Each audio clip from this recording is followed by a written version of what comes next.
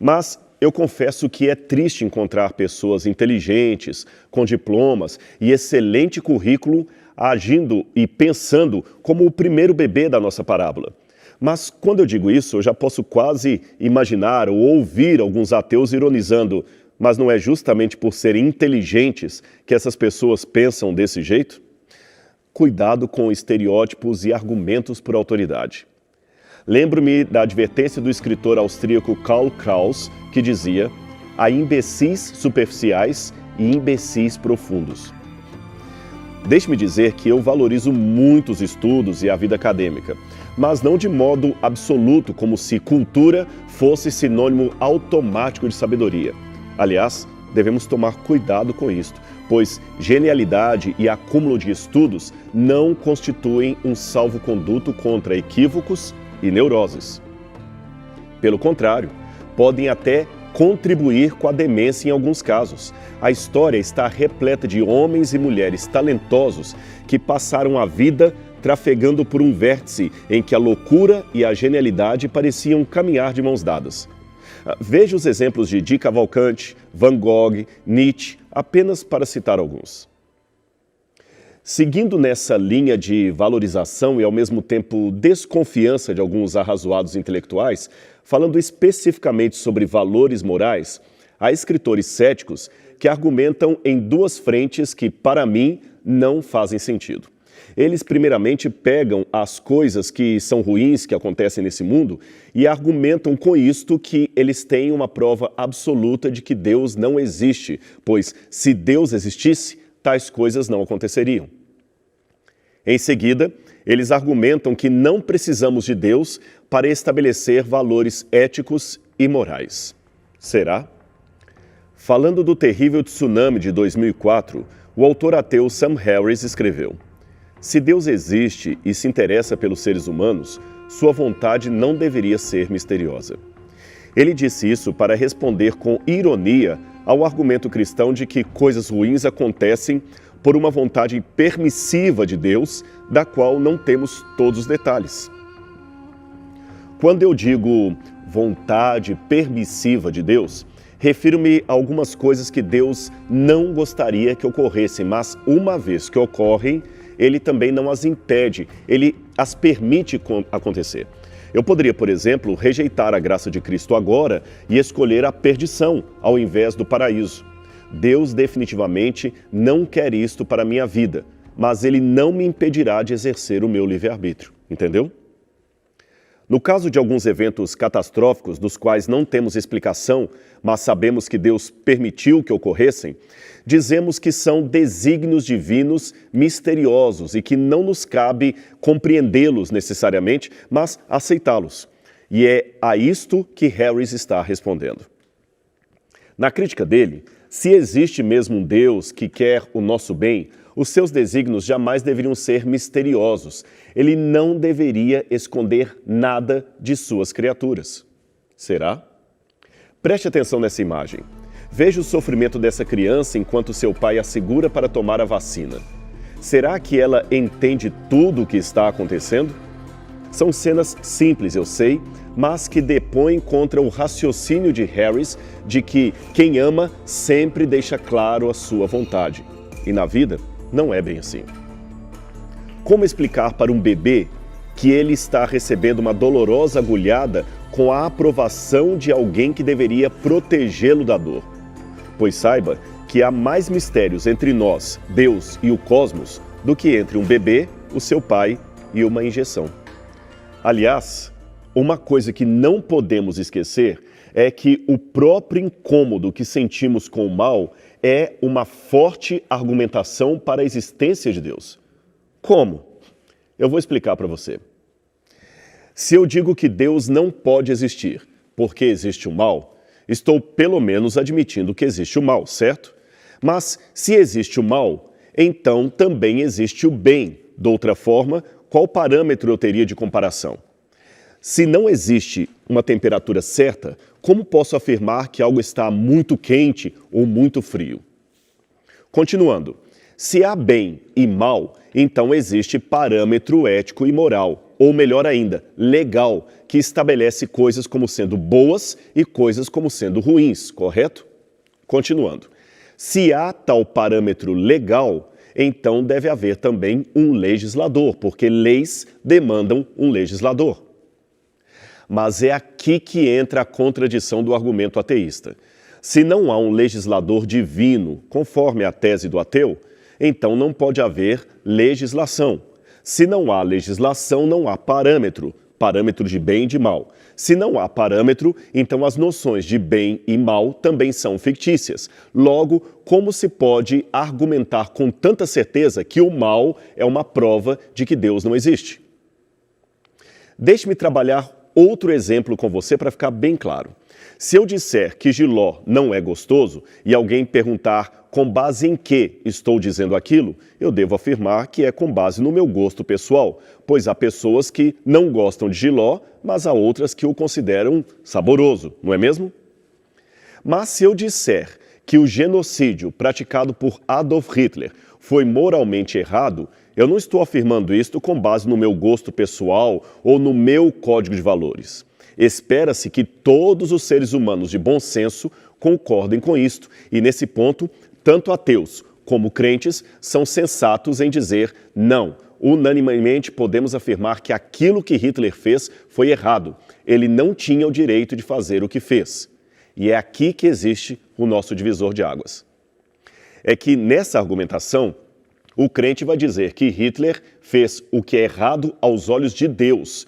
Portanto, não se trata de uma crença individual ou cultural. É um princípio moral, universal, condenar o ato de Adolf Hitler. Mas o ateu, que não acredita em Deus, fará o seu julgamento de Hitler baseado em quê? Num outro artigo intitulado Ingênuos de Deus e publicado no Los Angeles Times, o mesmo Sam Harris, que já citei no início, também afirma o seguinte: tudo o que é considerado valioso, que as pessoas extraem da religião, pode ser obtido de maneira mais honesta, sem presumir qualquer coisa com base em evidências insuficientes. O resto é auto-engano. O que ele está querendo dizer aqui é que não precisamos de Deus para justificar o comportamento moral ou para dizer que algo é moralmente certo ou errado. Mas como pode ser isto?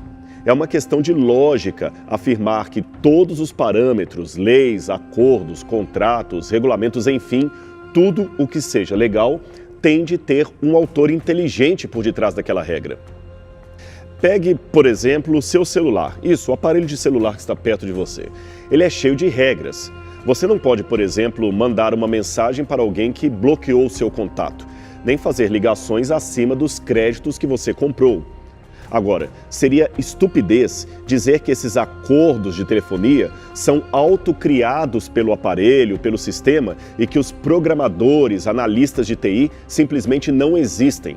Veja bem, o sistema pode até começar a funcionar sozinho, pode ser autônomo, mas ele não existiria se não fosse criado por alguém. Qualquer afirmação contrária seria o mesmo que acreditar na existência de um Facebook, negando a existência de Mark Zuckerberg. Nós agora vamos para um breve intervalo, mas esse assunto ainda promete. Logo, logo nós voltaremos para continuar este debate sobre a origem da moral humana. Não sai daí porque Evidências volta já já. Estamos de volta com o programa Evidências, hoje tratando sobre o assunto da origem da moralidade humana. Em 1879, o escritor russo Fyodor Dostoiévski publicou uma das mais importantes obras da literatura mundial, Os Irmãos Karamazov. Em uma das passagens, o personagem Ivan era um jovem intelectual, atormentado pelo próprio conhecimento, que propõe uma ideia de como seria o mundo se Deus não existisse e os homens não pudessem sonhar com a imortalidade. A sua primeira conclusão foi bastante pessimista. Para ele, se Deus não existe, se a imortalidade ou a promessa que temos dela é uma ilusão, então os princípios da religião deveriam ser desconsiderados. Os homens não sentiriam a mínima obrigação de amar o semelhante, não haveria leis universais, tudo seria relativo e nada seria pecado. Se Deus não existe, tudo é permitido. Essa é a frase-chave de Ivan e de todo o livro. A menos que apresentemos razões inquestionáveis para a nossa moral e essas razões não existem, então simplesmente tudo é relativo. E esse mesmo raciocínio de inexistência de Deus, equacionado à permissividade desenfreada, aparece em diversos trechos da obra literária de Dostoiévski. Num deles, por exemplo, o pai de Ivan, essa é uma parte interessante, é morto por um filho bastardo que ele não tinha reconhecido. O seu nome era Smerdiakov. Então, numa conversa franca, ambientada numa cadeia, Smerdiakov revela a Ivan o que o levou a matar seu pai e diz que foi o próprio texto que Ivan escrevera, afirmando que se Deus não existe, tudo é permitido. O argumento do assassino era de que, na ausência de um Deus moral e criador, um assassino não poderia ser visto como um degenerado, nem como um abominável parricida. Isto seria apenas uma convenção social, pois não haveria nada na natureza ou no universo que pudesse afirmar inequivocamente que ele era de fato um monstro. O próprio Ivan ficou atormentado com a confissão do seu meio-irmão, porque, numa segunda parte do seu raciocínio, ele havia até chegado a uma conclusão otimista em relação à existência de Deus. Aquela mesma conclusão otimista que muitos ateus insistem em defender até hoje. Sabe, eu já vi muitos trabalhos de autores ateus que insistem em dizer que a argumentação de que Deus é necessário para tornar válida uma lei moral é sem sentido. E quando perguntamos, tá bem, então se eu tiro Deus, qual é a fundamentação da moral humana? Qual a sua origem? É aí que a coisa fica muito interessante, porque eles se perdem num mundo de suposições e sugestões que não chega a lugar nenhum. Quer ver? Só para você ter uma noção, existem pelo menos 600 escolas de pensamento que tentam explicar a moralidade humana sem necessariamente recorrer a uma base transcendental, isto é, uma base divina. Você tem, anote aí, biologismo, evolucionismo, tradicionalismo, positivismo, personalismo, contratualismo, sentimentalismo humano, emotismo, ética dos valores, neurocientificismo, pragmatismo utilitário, ativatismo, egoísmo. É uma lista que não acaba mais. Eu ficaria até o final do programa apenas citando cada uma delas para você. E o curioso é que cada uma dessas escolas de pensamento tenta defender como central algum aspecto de nossa tendência que, ao seu ver, seria aquilo que pautaria todas as coisas, todos os valores e deveria ser a norma de conduta para todo comportamento. Esses aspectos nos parecem até aplicáveis, eu não tenho rejeição a eles, mas o que eu estou procurando aqui é um fundamento universal, um fundamento absoluto, não circunstancial nem criado. E é aí que os ateus se perdem, em tentar apresentar um substituto para um Deus transcendente que não seja divino. E isto por si só já é contraditório. Visamos o útil, somos orientados pela tradição, por impulsos atávicos, firmamos contratos, invocamos um contrato imaginário como base da paz social, somos às vezes presas dos instintos, explicamos comportamentos recorrendo a sinapses, padecemos de emoções que às vezes nos impedem de cometer atrocidades abomináveis, temos o vício. Tudo isto é válido dentro de uma explicação limitada à história e à circunstância. Veja bem, não se trata aqui de dizer que o ateu não tem moralidade. O argumento não é esse nem de longe.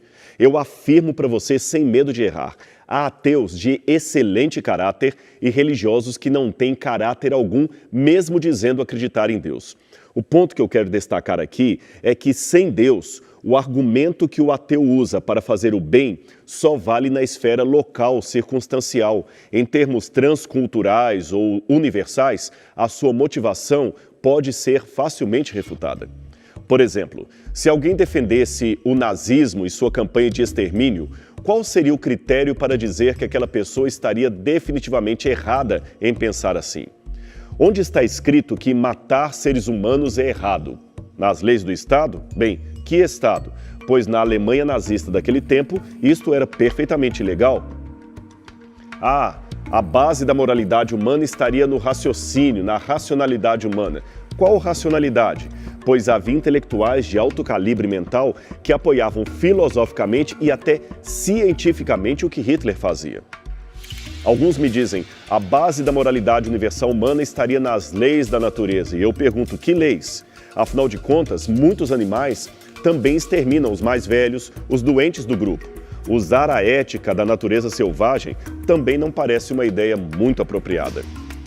Novamente, você viu como é difícil achar fora de Deus uma razão absoluta, eu disse absoluta, para justificar um comportamento ético humano?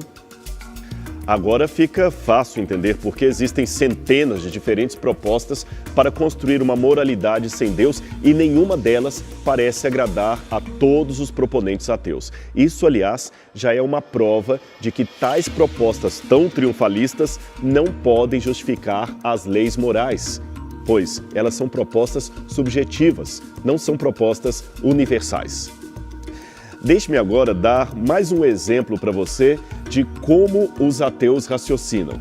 Veja esse comentário que recentemente eu vi na internet. Os religiosos afirmam que sem Deus não existe moral, mas eu defendo que existe moral no ateísmo. Vamos pegar um exemplo. Sem Deus, os religiosos afirmam, não existe nada que torne errado o assassinato, mas eu penso assim. Imagine se fosse certo matar. O que aconteceria? Todo mundo mataria todo mundo e seria o fim da espécie humana. E além disso, ninguém em boas condições deseja ser morto e por isso as pessoas naturalmente criaram uma regra tornando errado o assassinato. Vamos agora analisar esse argumento que é muito repetido por aí. Em primeiro lugar, ele diz que não devemos matar porque, se fosse certo, toda a população morreria. A questão não é tornar certo matar, é conseguir justificar racionalmente por que é errado. Note, sem Deus, o ponto é que não existem certos e errados, existem apenas atos humanos. Quem os qualifica são as conveniências humanas e nada mais. Falando em conveniência humana, seria realmente essa uma boa razão para não matar meu semelhante? Veja, apenas não vou matar porque não quero ser morto? Mas e se a pessoa que desejo matar é um velho rico apenas para ficar com a herança dele? Veja, eu não estou matando a humanidade inteira, estou apenas matando uma pessoa. E se não for pego pela polícia, que regra ética poderia me causar um peso na consciência? Absolutamente nenhuma. No livro O Crepúsculo dos Deuses, Friedrich Nietzsche, que declarou a morte de Deus, admitiu: quando alguém desiste da fé cristã, retira o direito à moralidade cristã de debaixo dos seus pés. Esta moralidade não é de forma alguma autoevidente. O cristianismo é um sistema, uma visão completa das coisas pensadas em conjunto.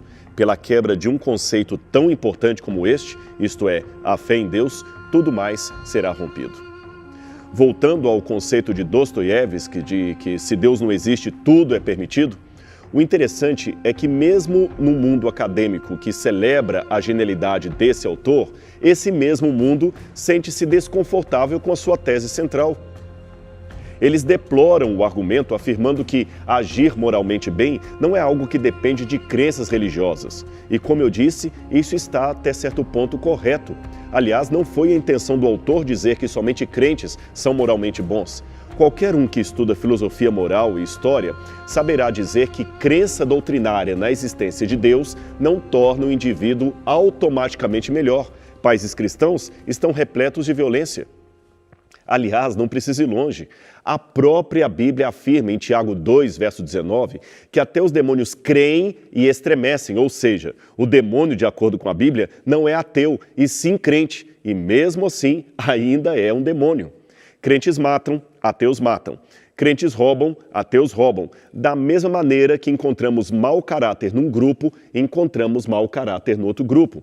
Do mesmo modo que eu tenho Madre Teresa de Calcutá do lado dos religiosos, eu tenho Betinho do lado dos ateus. Ambos, no entanto, se preocupando com a fome e a miséria nesse mundo.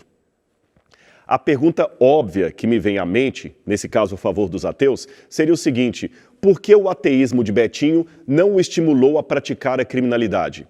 Veja, essa é uma pergunta que poderia ser feita de outro modo. Por que a crença de alguns religiosos não os impede de praticar coisas imorais? Como você vê, é difícil encontrar uma razão inequívoca para a moralidade ou a imoralidade que divida os homens entre religiosos e não religiosos. Ademais, o fato de religiosos cometerem severas crueldades, mesmo crendo em Deus, também derruba outra acusação comum dos ateus, aquela de que crentes procuram ser bonzinhos apenas por temerem castigos divinos e almejarem recompensas celestiais. Ora, se isso fosse verdade, nenhum religioso cometeria atrocidades, você não acha? É interessante que Nietzsche, nesse aspecto, critica a religião por um ângulo diferente. Em seu outro livro, Assim Falava Zaratustra, ele dizia que os cristãos criam em Deus por ressentimento, ou seja, o seu medo da indiferença cósmica os fazia projetar um dono do universo que estivesse ao seu lado. Ora, essa generalização também não faz sentido, principalmente se analisarmos que existem muitos descrentes que também poderiam ser descritos como ateus por ressentimento. Sabe? Quando vejo a ira exacerbada de alguns céticos contra Deus, contra a religião, eu não consigo deixar de ver ali a imagem de adolescentes revoltados contra o pai que saiu de casa. Ora, se não há Deus, por que tanta raiva, tanto ódio? Por que odeiam tanto alguém que simplesmente não existe? Posso até questionar a existência de Papai Noel e criticar o consumismo desmedido do Natal, mas eu não tenho por que me revoltar contra o bom velhinho se ele não existe. Não faz sentido falar mal de Papai Noel ou cobrar dele as providências para a fome no mundo.